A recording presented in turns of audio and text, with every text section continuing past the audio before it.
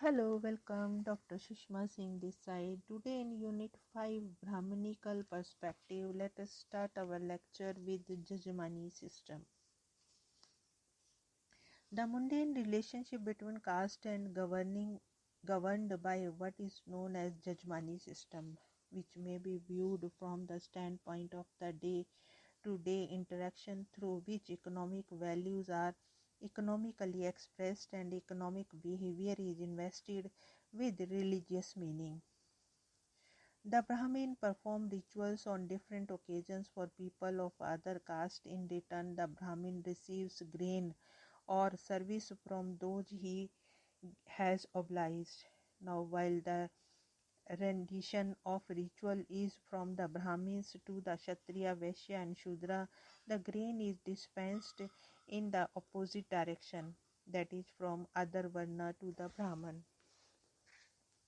In the Jajmani system, the patron is addressed as Jajman, while the render of the service is addressed as the Kamin. It is essential that both the Brahmin priest himself as also the place where he performs a service are pure or purified before the ritual.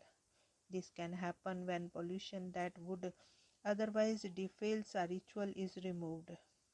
The only way this is possible is by the engaging specialist who perform such tasks as barbering, washing clothes, sweeping and mopping the floor. The pollution is removed or absorbed by those who perform such tasks.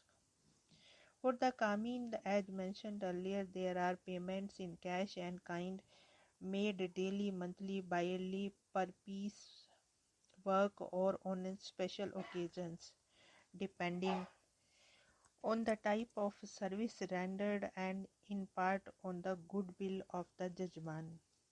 A Kamin may serve several twice-born patrons within his village and or those in neighboring villages. Often his network with the patrons is used for negotiating martial relationship between them. In several villages, the marriage negotiations are conducted through the Nai or the barber. He is required to find out the economic standing and resources of the bride's family. Later, when the bride joins her husband after marriage, the barber's wife helps her in adjusting the husband's house and dealing with his family members amicably. Gold mentions that there are several reasons for expansion of Jajmani relations beyond the confines of a village. The first reason is that an average village may not contain representative of all the caste and that participate in Jajmani system. It is therefore inevitable to draw the services of the specialist from the adjoining villages when the other caste members have not adopted the occupation. The second reason is the initiatives of the specialist to expand their clientele with the purpose of raising their income. There is no restriction on the number or the location of clients a specialist may engage with. A specialist may engage with many patrons as he is able to serve. The third reason is the dissatisfaction of the Jajman. If a Jajman is not satisfied with the service of the Kamin, he may seek another one, often from an adjoining hamlet or village. This is because the people of the caste to which the erring Kamin belongs may not agree to serve the dissatisfied Jajman because of the casteist loyalty. Three attributes of Jajmani system need elaboration. The first attribute of Jajmani system is functional interchangeability. Kolenda explains that the functional interchangeability refers to a situation in which the occupation of a caste is adopted by another one when the specialist caste is absent. This may be explained with the following example.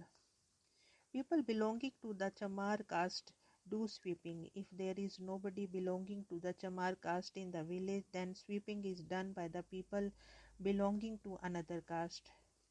This may happen with other castes too. The second attribute of the Jajmani system is its temporary continuity. A Jajmani relationship lasts over generations.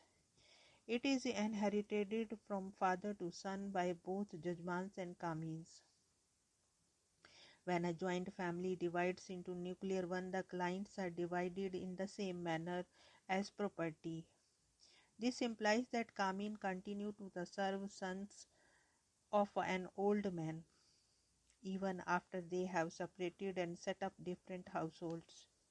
Similarly, the son of a Kamin continue to serve the patronage of their father when he is no longer in a position to render service or after he dies.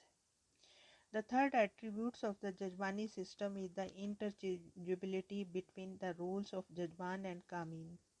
Some persons are both Jajmans and Kamins depending on the context. A person serves one or many Jajmans. An ironsmith, for example, may serve the Brahman household as a Kamin and himself may be Jajman to the washerman and the barber. The Jajmani system defines the basis for the exchange of services between the different castes who specializes in different occupations. In doing so, it also lays out the pattern of interaction between the different castes. Now, the fundamental assumption here is that the members of a particular caste specialize in a specific occupation inherited from their ancestors and which is sanctified in a secret text. Gupta explains that this does not always happen in reality. The secret text, however, make mention of only a limited number of jatis.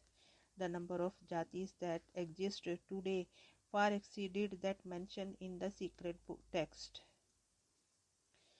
What has happened is that there has been much diversification in the occupations of different castes. This means that people of a particular caste who were earlier engaged in only one occupation now specialize in more of them. Brahmins, for example, have taken to cultivation, warfare, and even business. In the present day, the Jajmani system is not operative in its full. Here we want to close this lecture. Thanks for listening.